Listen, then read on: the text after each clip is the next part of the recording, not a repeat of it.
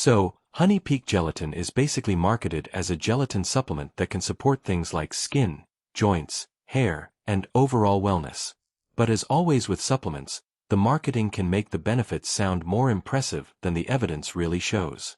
The main ingredient, gelatin, is a source of collagen proteins, so there is a reasonable nutritional basis behind it.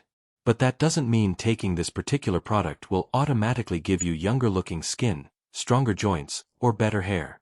I'd also pay attention to the actual amount you're getting per serving, the other ingredients, and whether the product has been independently tested. The quality and dosage matter much more than simply seeing words like collagen or natural on the label. So, is Honey Peak Gelatin worth buying? It could be a convenient way to add gelatin to your diet, but I wouldn't expect dramatic results from it. If you're buying it specifically for a health or beauty benefit, make sure the claims match what the evidence actually supports. Overall, I'd treat Honey Peak as a supplement rather than a miracle product, and compare the ingredients and price with simpler alternatives before buying. Thanks for watching. Don't forget to like and subscribe for more videos.